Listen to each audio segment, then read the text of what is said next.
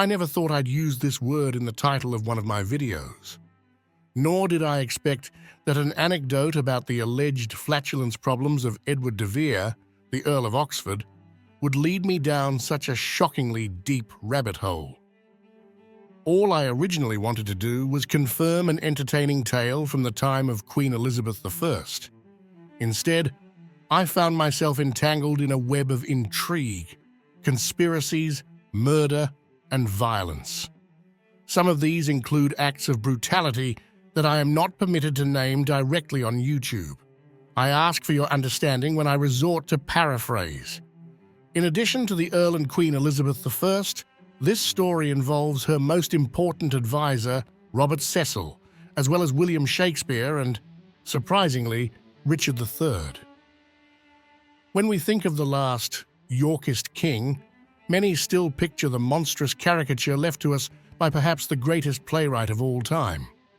Only he may not have been portraying Richard at all, but Cecil. And according to proponents of the so-called Oxford thesis, the playwright may have even been Cecil's brother-in-law. Welcome, or welcome back, to Lemmy History. Some parts of this video may sound familiar to those interested in Shakespeare. I will try to present this sensitive subject as clearly as possible. However, I am a historian, not a literary scholar. I may therefore fall short of satisfying the expectations of academic experts on authorship debates. I've included some useful resources in the video description that can serve as starting points for those who wish to explore the topic further. Let me begin with the anecdote that first caught my attention. On Reddit, I came across a question asking whether it was true that Edward de Vere voluntarily went into exile for 7 years because he farted while bowing deeply to Queen Elizabeth I. The anecdote dates back to the late 17th century and was passed down to us by John Aubrey. Whether it was just courtly gossip or held a kernel of truth, I cannot say. But I sincerely hope it's true, because if so, it means the Queen herself indulged in a fart joke. According to the tale, the Queen was well aware of the reason behind the Earl of Oxford's self-imposed exile. And when he stood before her for the first time upon his return, she welcomed him with the remark that she had long forgotten the fart. It seemed most straightforward to assess the plausibility of the anecdote by checking whether de Vere had, at any point, actually spent 7 consecutive years outside England. He did leave the kingdom on several occasions, but never for such a long, continuous stretch. For instance, he spent a year in Italy beginning in 1575. And this is where the fun stops. Oxford brought a boy named Orazio Coquo back with him to England. After a year, the boy fled back to Italy and testified before local authorities that the Earl had treated him in a manner that obliges me to defer once again to YouTube's content guidelines. 5 other boys would go on to make similar accusations. However, these are found in a report compiled by Philip Howard, Duke of Norfolk, and his grandfather, Henry Fitzalan, Earl of Arundel. Both men had once been friends of de Vere, but when it suited him, Oxford denounced them for their Catholic faith, a faith to which he himself may once have adhered. This was particularly perilous for Howard, whose father had been beheaded 9 years earlier for conspiring against the Queen. Howard and his grandfather thus resolved to take their revenge. They reported de Vere in turn, collecting a dozen statements from victims and witnesses. One young cook named Powers described several assaults taking place in the royal palaces of Hampton Court and Whitehall, as well as in Oxford's own home on Broad Street in London, during the years 1577 to 78. While the report's authors were clearly motivated by revenge, and their claims should therefore be taken with caution, the independently obtained and very detailed Italian testimony lends the allegations significant weight. De Vere already had a troubled history with cooks. After losing his father at a young age, He was raised as a royal ward in the household of William Cecil, Robert Cecil's father, who was at the time the most powerful man in England, second only to the Queen. At the age of 17, de Vere stabbed a cook in Cecil's household. The crime was covered up within a day in a manner that defies belief. It was claimed that the cook had taken his own life by deliberately impaling himself on de Vere's sword during a fencing lesson. Strikingly, the relationship with the Cecil family did not appear to suffer. The Cecils, having only recently risen to the high nobility, were looking for a suitable husband for Robert's sister, Anne. With Oxford, the heir to one of England's oldest families, had been within their reach all along. The couple later became estranged for a time. During that period, de Vere kept a mistress, an affair that earned him an involuntary stay in the Tower.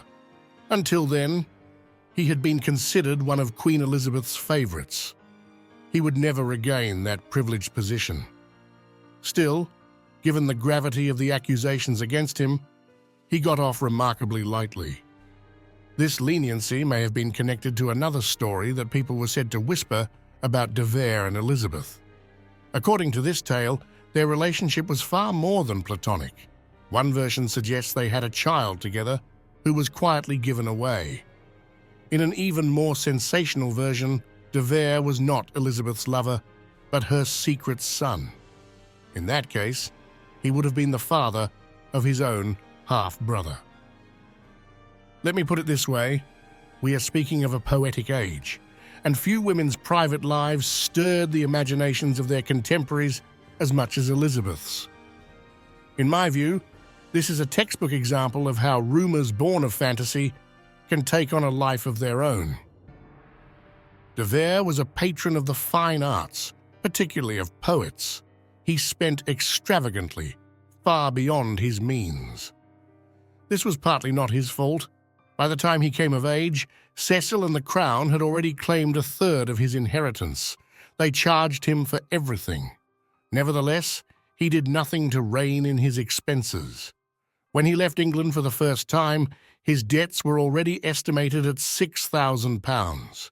His departure was seen less as a journey and more as a flight from his creditors.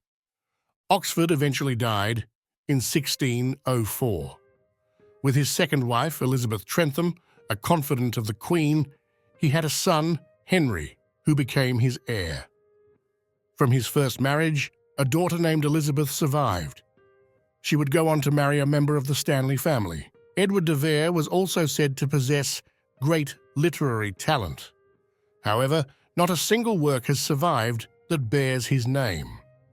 This has led some to believe that he was, in fact, the genius behind the world-famous plays attributed to Shakespeare.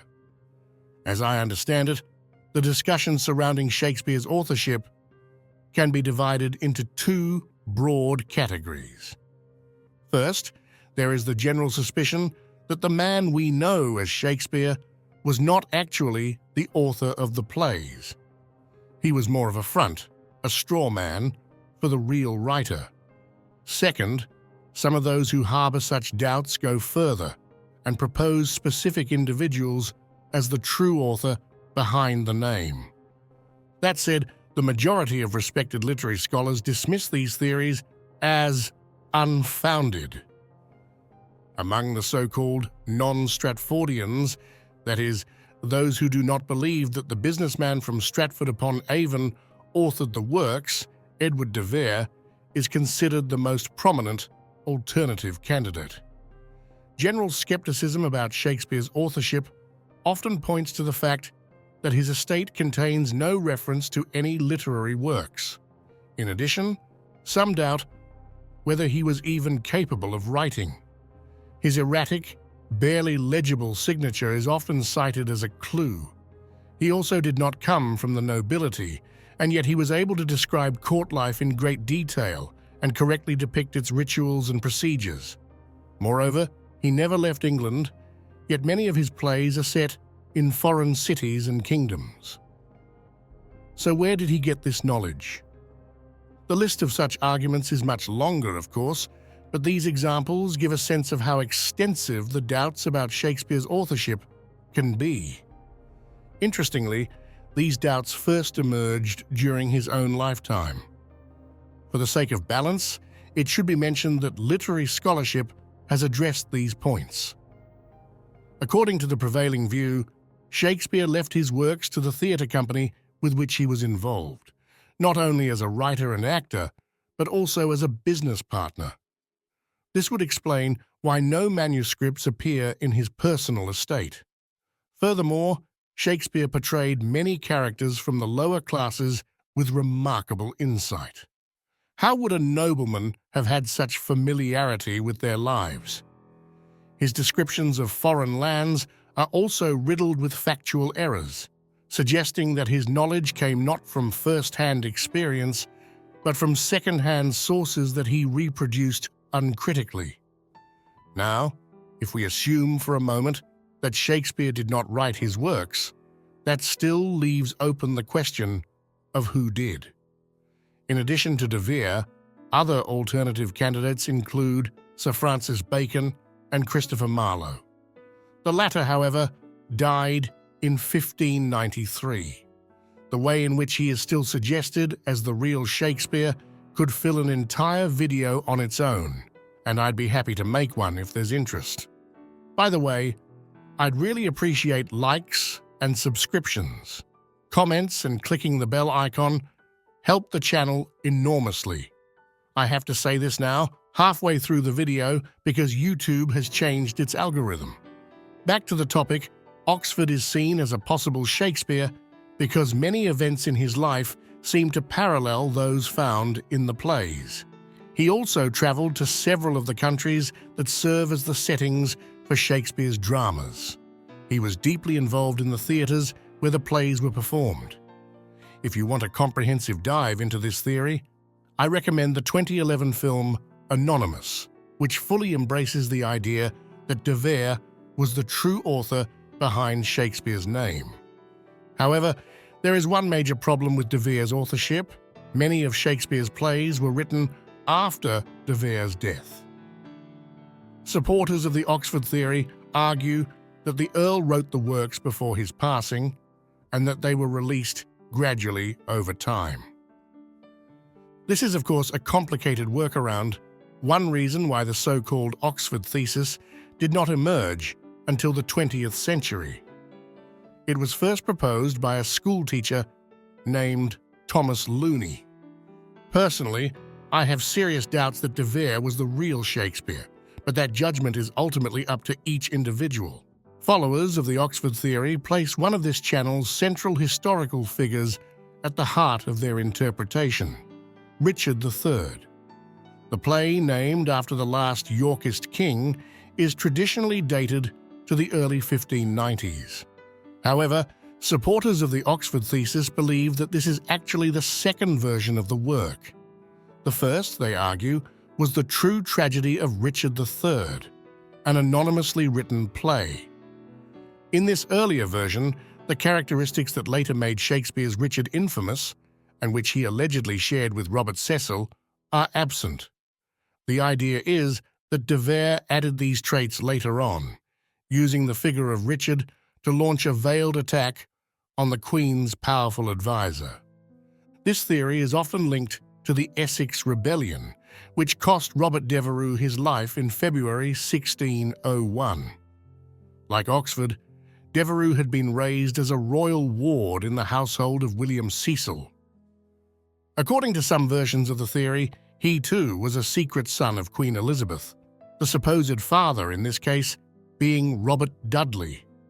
Oxford is said to have felt a deep bond with Essex and to have believed that Robert Cecil was ultimately responsible for his friend's downfall. As part of the rebellion, the paranoid Earl of Essex attempted to overthrow the Privy Council led by Cecil and to rule as Lord Protector.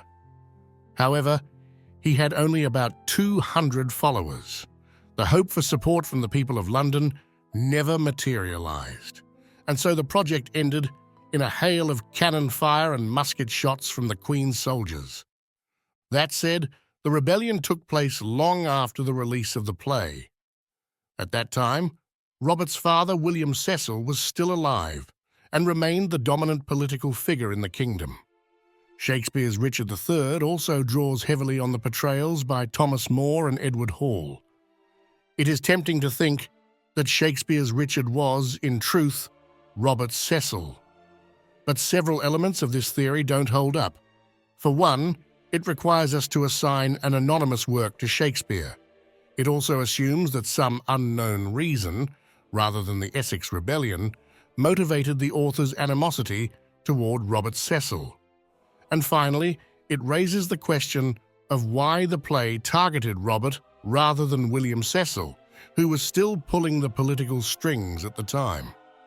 However, some proponents of the Oxford thesis offer a much harder argument to dismiss. De Vere had known Robert Cecil since their youth and may have found him repellent. Perhaps that was reason enough to immortalize him as a villain. Richard III was well suited to the task. His family had played a crucial role in De Vere's own ancestry. Richard himself took lands from one of Oxford's ancestors.